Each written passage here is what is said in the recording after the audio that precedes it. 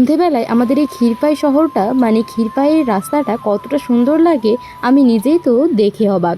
তো hi everyone, কেমন আছো তোমরা সবাই? আমার নতুন একটা মিনি ব্লগে তোমাদেরকে সবাইকে ওয়েলকাম। শুধু বান্ধবীর বাড়িতে তাড়াতাড়ি যাইনি, বান্ধবীর বাড়িতে যেহেতু হরিনাম আছে তাই জন্য তাড়াতাড়ি চলে গিয়েছিলাম। পরে আমরা তিনজনে মিলে রোদে রোদে একটু ঘুরতে বেরিয়েছিলাম। না ঘুরতে নয়, আমাদের বাড়ি যাচ্ছিলাম। যেহেতু আমি জামা চেঞ্জ করতে যাচ্ছিলাম তাই সঙ্গে করে আমি ওদেরকেও নিয়ে যাচ্ছিলাম, কারণ আমি একা একা যাবো কেন। ওদেরকে বললাম চল একটু ঘুরে আসি আমার বাড়ি থেকেও, কারণ অনেকক্ষণ যাওয়া হয়নি। জায়গাটা তোমরা অনেকেই সকলেই কম বেশি জানো। এটা হচ্ছে বড়মার মন্দিরের সামনের রাস্তাটা, যেটা দিয়ে বড়মার মন্দিরের ভেতরে প্রবেশ করা যায়, তার সামনের রাস্তাটা।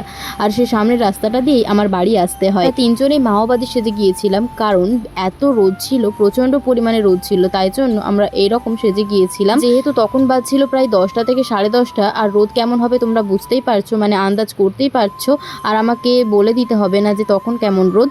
তো তারপরই বৃষ্টি এসেছিল সন্ধ্যের দিকে, প্রায় 7টা 7:30টার দিকে বৃষ্টি এসেছিল। বলতে ক্ষীরপাইটা এই বৃষ্টির সময় এতটা সুন্দর দেখতে লাগছে, না দেখলে তো বিশ্বাসই করা যাবে না। আর রাস্তাটা খালি হয়ে গেছে, আরও বেশি সুন্দর লাগছে। তো যাই হোক, আজকের ভিডিওটা আমার এতটা পর্যন্তই। দেখা হচ্ছে নেক্সট কোনো অন্য ভিডিওতে। ততক্ষণে তোমরা ভালো থেকো, সুস্থ থেকো। তো টাটা সবাইকে।